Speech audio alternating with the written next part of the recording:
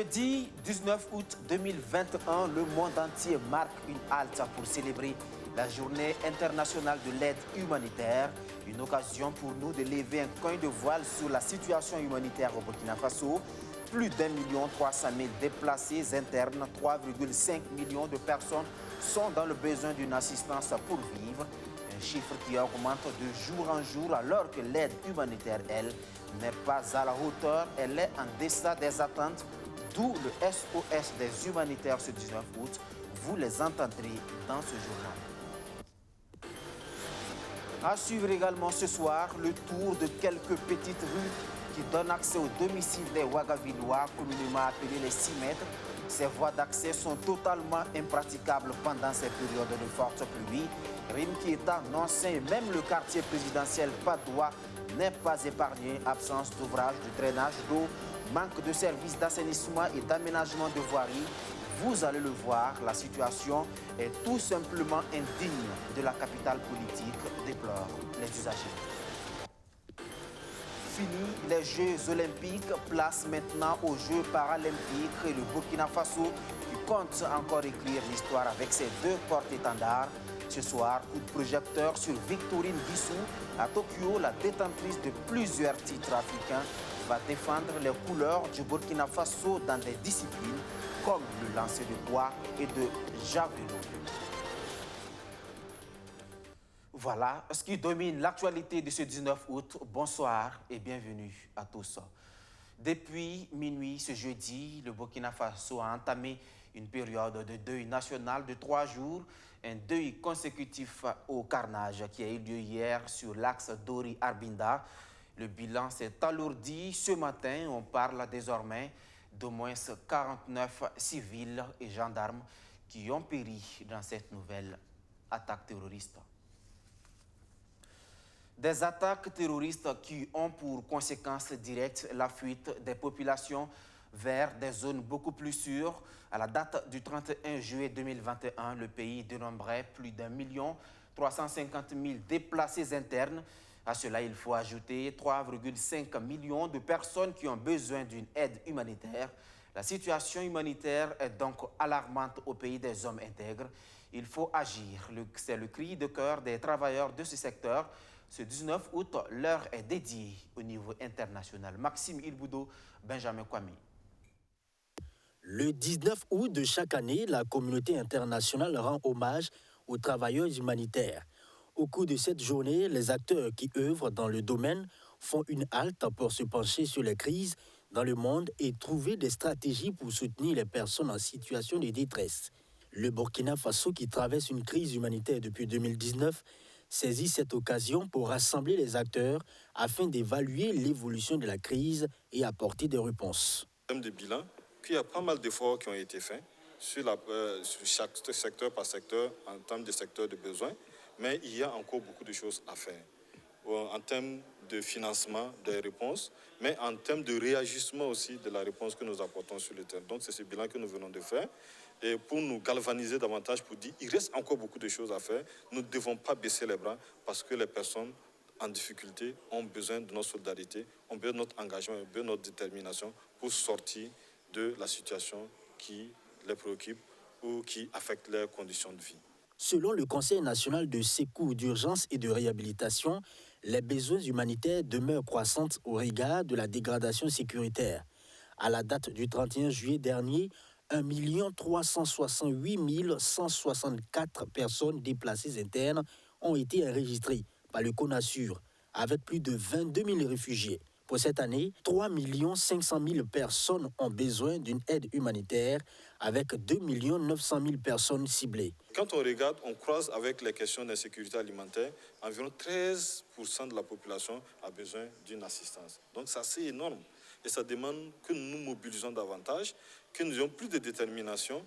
Et c'est ce que nous voulons marquer aujourd'hui à travers cet engagement à célébrer ensemble, le ministère de l'Action humanitaire, tous les départements et la communauté humanitaire, et cette journée de l'aide humanitaire.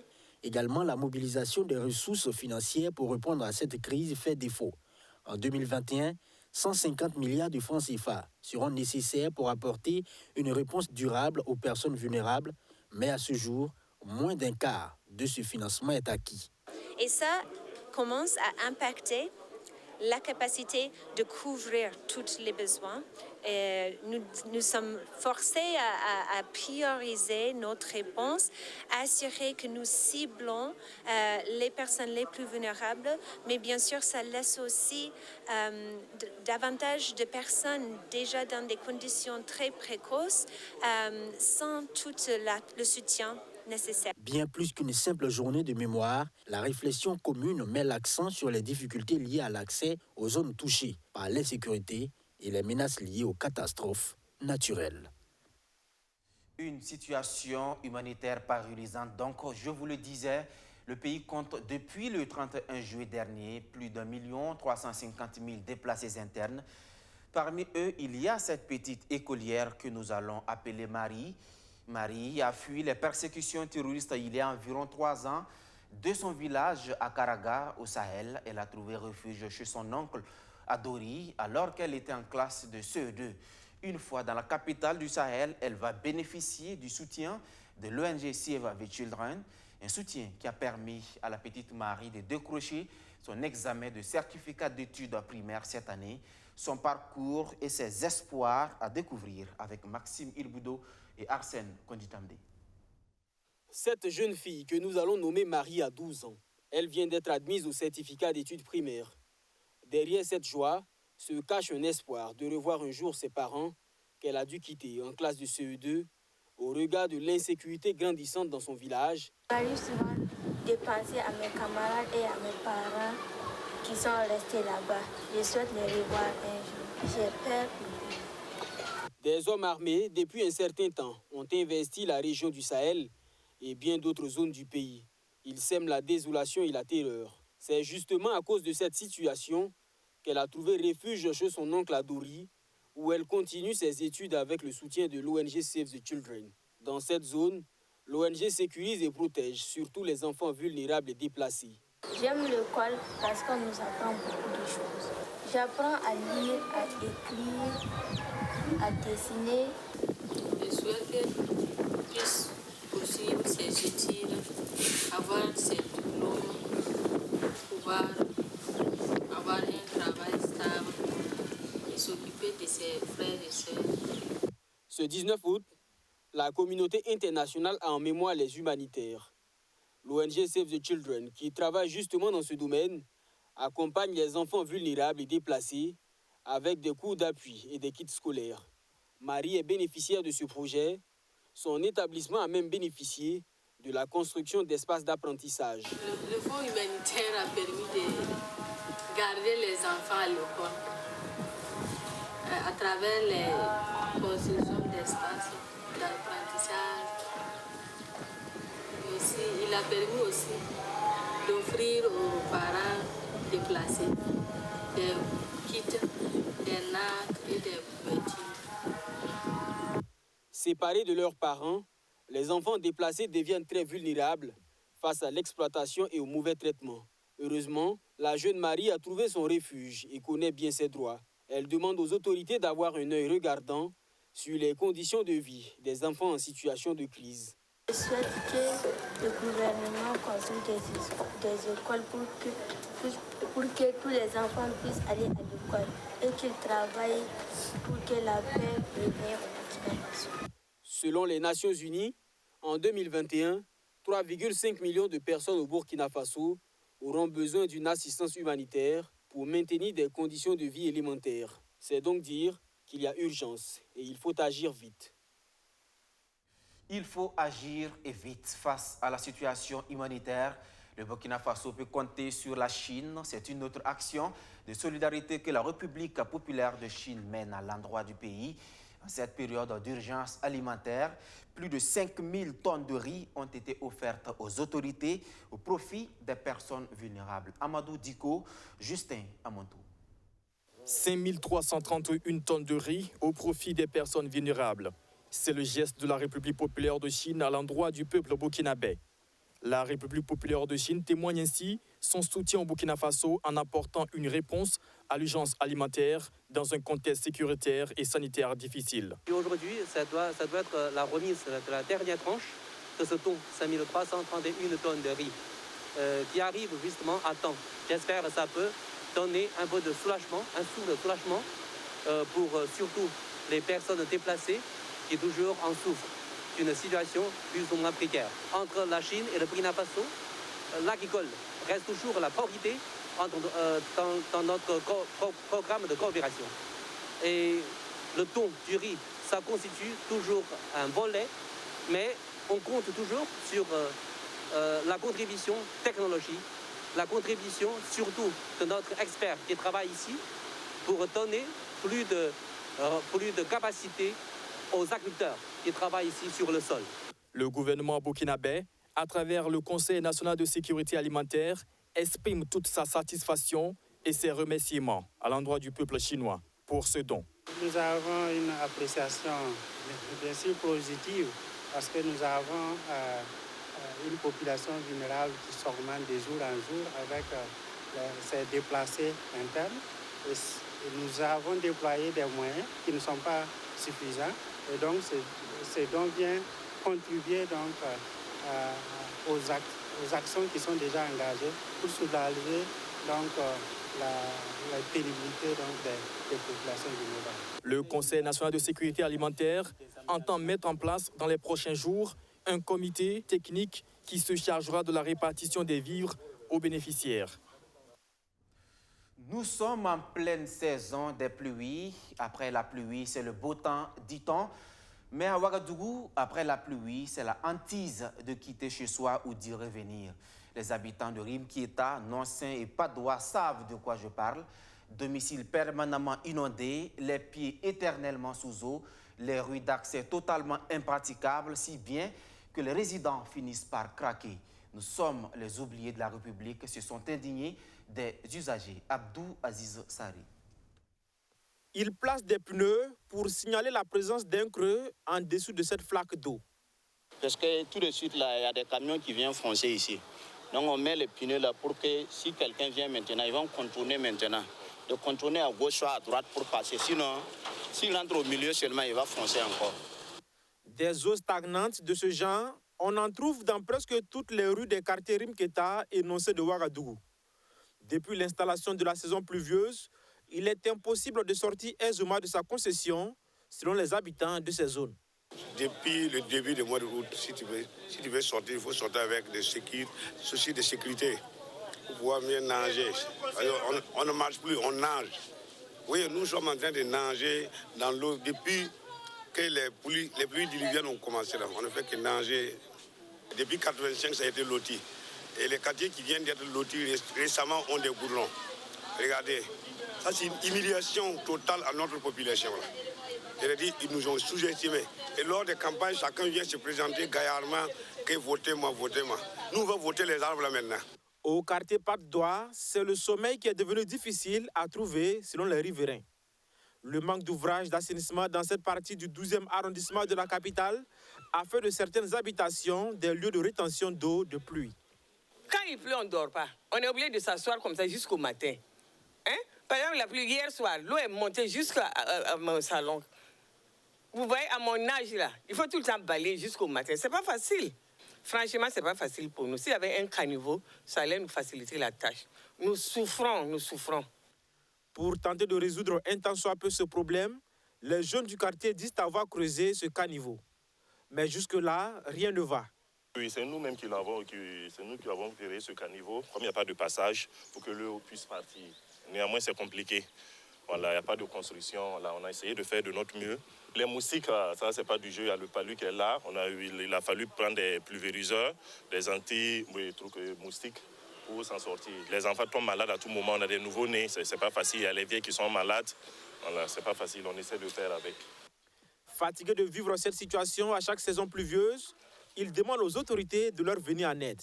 Il y avait un fossé à côté du mur là, de l'école. Bon, le fossé n'existe plus. Bon, je ne sais pas. Il faut que vraiment l'État essaie de voir ça. Surtout que le président est dans notre quartier, à la Padoua. Et nous ne pouvons même pas... Non, c'est pas là. Il ne faut pas rire, c'est vrai. C'est une réalité.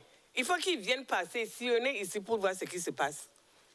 En attendant que leur cri de cœur soit attendu, ces populations de la Padoua devront continuer à vider leurs maisons à chaque tombée de pluie. Les quartiers de l'arrondissement 4 de Ouagadougou ne sont pas épargnés par cette inaccessibilité des routes, mais ce qui fait aujourd'hui leur actualité, c'est ce litige foncier qui oppose une famille à une société de promotion immobilière. Au cœur de l'affaire, un domaine de 59 hectares. Le dossier est certes en justice, mais tout porte à croire que c'est un nouveau bras de fer qui s'annonce entre la justice et la famille qui crie à la spoliation de ces terres. Qu'en est-il exactement? Les précisions avec Abdou Aziz Sari. Voici le domaine qui fait l'objet de litige à Rumtenga, dans le 4e arrondissement de Ouagadougou. D'une superficie de 59 hectares, il appartiendrait à la famille de cet homme. Moussa Sundo explique qu'il était en Côte d'Ivoire lorsque son père louait ses terres à certains de ses voisins pour qu'il y exerce des travaux agricoles. Dès son retour au pays, il décide avec l'accord du maire de l'arrondissement 4 de réaliser un centre d'élevage sur une partie des terres laissées par son père. Et c'est là qu'il apprend que c'était impossible, car les enfants des personnes à qui son père avait loué le terrain auraient vendu les 59 hectares à un promoteur immobilier et à quelques particuliers. Et quand il a voulu exploiter maintenant, que le problème est venu. Il a fait son mur, ils sont venus saccager. Et quelques jours après, on constate qu'ils étaient en train de borner maintenant le terrain, de faire des parcelles. On est allé à l'information et il se trouvait que c'est une société immobilière qui était en train de lotir la zone. Et quand le problème s'est surgi, tous ceux qui avaient leur terrain à côté se sont ralliés à la société immobilière pour attaquer maintenant la famille. En réaction, la famille Sundo dit avoir déterré toutes les bornes mises en terre par la société immobilière avec l'accord du chef de terre de Rumtenga. Un acte qui a conduit à l'emprisonnement de Moussa Sundo, celui qui se réclame propriétaire terrien. Libéré quelques jours après, il a été traduit à nouveau devant la justice par le promoteur immobilier. Et présentement, l'affaire est à la justice, mais malheureusement, à chaque fois, c'est des reports. La semaine passée, nous étions là-bas, c'est encore reporté pour le 6 septembre. Et je sais que même le 6 septembre, là, ça n'aurait pas lieu comme ça. Parce que la société immobilière veut contraindre les jeunes pour que nous cédons le terrain. Ils disent même qu'ils ont déjà investi des millions parce qu'ils avaient déjà fini de parceller. Ils ont même vendu quelques parcelles. Loin de se laisser décourager par toutes ces intimidations, la famille Sundo demande à la société immobilière de quitter ses terres. Les vendeurs même de terrain reconnaissent et ils veulent même leur rembourser les frais. Mais la société immobilière dit avoir investi déjà, donc il n'est plus question qu'ils se retirent. Et nous demandons maintenant à la société, nous allons demander maintenant à la société immobilière là, de se démarquer de l'affaire. Ceux qui se réclament propriétaires terriens se veulent clairs. Ils ne cesseront pas de se battre tant que leurs terres ne seront pas libérées. Sur le front du combat pour le bien-être des Burkinabés également, il y a l'UAS, l'unité d'action syndicale, la CCVC, la coordination des coalitions de lutte contre la vie chère veulent comprendre la nouvelle formule de relevé bimestriel de l'ONEA, cette nouvelle facturation qui crée des désagréments chez les abonnés, double facturation parfois chez des ménages avec des plaintes et des retards dans la remise des factures.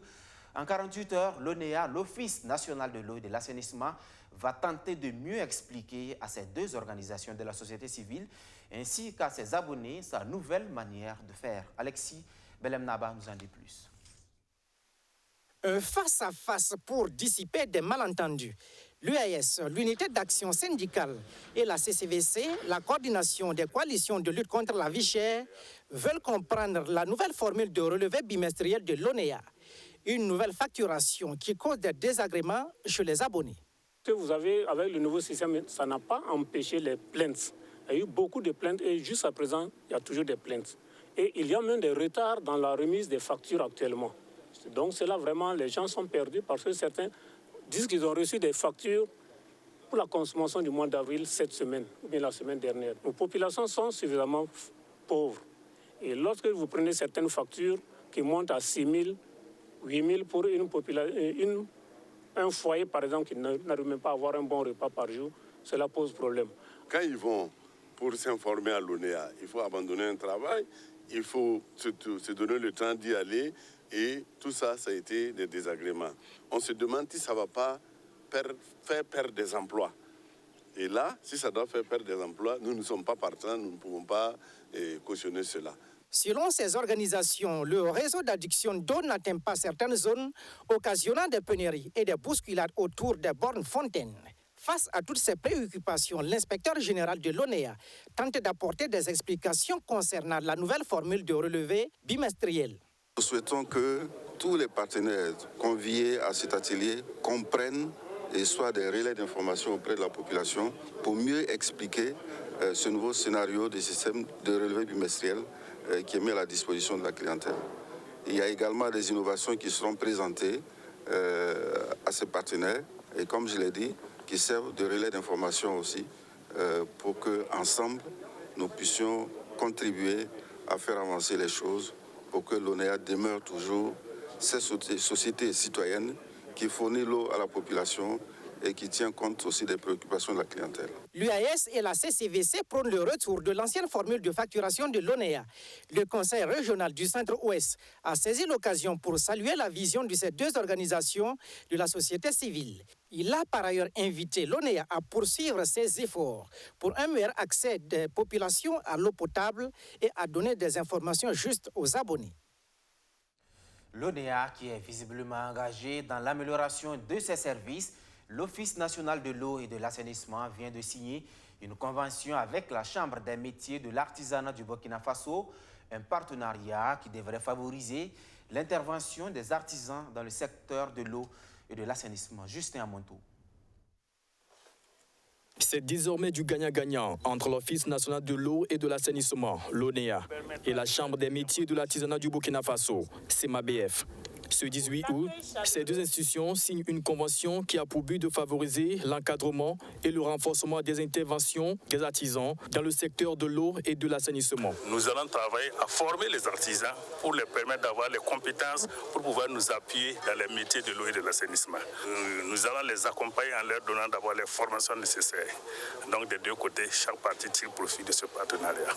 Nous attendons réellement de la concrétisation de l'engagement des deux parties. Travailler à donner des produits de qualité afin de sceller bien ce partenariat et la confiance qui est placée en nous au niveau de la Chambre des métiers. Ce partenariat entre l'ONEA et la CEMABF est suivi de près par le gouvernement à travers le ministère en charge de l'artisanat. Cette signature de convention est très importante pour notre département. Nous devons travailler justement à accompagner cette structure qui sert d'interface entre les services étatiques et les artisans du Burkina Faso. Est attendu de ce partenariat le renforcement des capacités des artisans afin de favoriser la passation des marchés de l'ONEA aux artisans. Je vous le disais en titre, après les Jeux olympiques, place aux Jeux paralympiques. La compétition qui rassemble des athlètes en situation de handicap de tous les pays du monde dans des épreuves handisport va se dérouler à Tokyo du 24 août au 5 septembre prochain. Le Burkina Faso y prendra part avec ses deux porte-étendards qui sont Ferdinand Compaoré et Victorine Guissou. Ce soir, nous nous intéressons au parcours de Victorine Guissou, 2 fois médaillée de bronze cette année à des compétitions africaines. Retour sur son parcours avec Madi Zongo et Arsène Konditamdi. Victorine Guissou va défendre les couleurs du Burkina Faso aux Jeux paralympiques à Tokyo, au Japon. La native de Koudougou raconte comment elle a pu se frayer un chemin jusqu'à la capitale nippone. L'année passée, moi j'ai participé à une compétition au Maroc et suis venue avec une médaille. Et cette année, j'ai participé à une compétition encore en Tunisie et je suis venue encore avec une médaille. Et il y a eu une compétition nationale ici au Burkina, dans la ville de Ouagadougou, et j'ai remporté encore une médaille d'or. Donc j'ai été la championne au niveau de lancer de poids et de javelot. Et voilà pourquoi j'ai été sélectionnée pour la participation des Jeux paralympiques au Tokyo. Le 15 août, lors de la marche pour la réclamation d'infrastructures sportives à Koudougou, Victorine Guissou déplorait un manque de soutien. Et moi, mon souhait aujourd'hui, c'est de me soutenir. Que quoi? Si tu travailles aujourd'hui par quelqu'un qui part pour cultiver, il n'y a pas l'encouragement derrière, son travail ne va pas avancer. Et je pense que depuis le Maroc, là, personne ne me connaît. Ça ne veut pas dire qu'ils ne me connaissent pas, je ne sais pas, c'est le sport, ils ne connaissent pas, c'est le sport qui ne les intéresse pas. Donc, depuis là, je n'ai jamais eu d'encouragement. La compétition, ce n'est pas pour moi, ce n'est pas pour mon club, c'est pour toute Burkina. Une chaîne de solidarité s'est vite construite autour de l'athlète. Karim Ouedraogo, porte-parole des marcheurs, explique leur action. Quand vous luttez pour des infrastructures aussi, il faut des hommes pour pratiquer le sport. Il faut d'abord les rendre les athlètes heureux, les accompagner, parce qu'avant tout, elle est handicapée. C'est vrai, elle dit qu'elle est fière de son handicap parce que ça lui a ouvert d'autres portes, ça lui a permis de voyager, ça lui a permis d'avoir des médailles. C'est vrai. Mais le handicap, là, ça va constituer quand même un blocage à d'autres niveaux. Mais il faut qu'on l'aide financièrement, matériellement, pour qu'elle puisse aller réel. Puisqu'elle va laisser une famille derrière elle. Cette famille a besoin en tout cas d'un soutien. C'est ce geste-là que nous sommes en train de montrer et de lui dire qu'elle est notre sœur et on va l'accompagner. Avant de s'envoler pour Tokyo, Victorine Guissou a reçu la visite du ministre des Sports et des Loisirs, Dominique André-Marie Nana. Une visite du ministre des Sports pour encourager les deux ambassadeurs du Burkina Faso ramenés au pays des médailles. Une visite donc pour marquer la solidarité du gouvernement. Victorine Guissou et Ferdinand Compaoré ont reçu pour l'occasion leur billet d'avion des mains du ministre Dominique Nana. Alexis Belemnaba. Victorine Guissou et Ferdinand Compaoré représenteront le Burkina Faso aux Jeux paralympiques de Tokyo 2020, dont l'ouverture est prévue le 26 août prochain. Ces deux athlètes prennent leur billet d'avion des mains du ministre en charge des sports. L'objectif de Dominique Nana est de leur traduire la solidarité du peuple burkinabé en leur souhaitant le même succès que le triple sauteur Hugues Fabrice Zango. C'est notre devoir de venir leur témoigner la solidarité du gouvernement, de l'ensemble du peuple burkinabé, de leur donner toute notre confiance par rapport aux compétitions auxquelles ils vont prendre part, en leur souhaitant de pouvoir venir avec le même succès que ceux qui étaient partis pour les Jeux d'été olympiques de la Bénin. C'est ce sentiment d'inclusion, de considération de ces athlètes, qui sont des athlètes au même titre que les autres athlètes, que nous sommes venus apporter ce soir. Ferdinand Compaoré, malvoyant, représente le Burkina Faso en athlétisme pour les 100 mètres et 1500 mètres et au saut en longueur. Quant à Victorine Guissou, handicap moteur, elle défendra les couleurs nationales au lancer de poids et de javelot. Tous deux promettent de hisser haut l'étendard national. Et je peux dire qu'en Tokyo, on part pour compétir. Donc, vraiment, je suis très content de participer aux Jeux paralympiques mondiaux. Moi, mon objectif, c'est d'avoir vraiment une médaille. Victorine Guissou a été 2 fois médaillée de bronze, d'abord à Marrakech en 2020 et ensuite à Tunis en 2021. L'actualité africaine en bref, avant de nous quitter, après le Burkina Faso, c'est le Mali qui est victime d'une nouvelle attaque terroriste. Un convoi des forces armées maliennes est tombé dans une embuscade ce jeudi. Bilan, 11 morts, 10 blessés, dont 9 graves. Ce journal qui s'achève, merci à tous de l'avoir suivi. Si vous nous faites confiance depuis la commune de Zawara dans le Sangui, eh bien, soyez-en remerciés. À demain pour d'autres actualités. Bonsoir.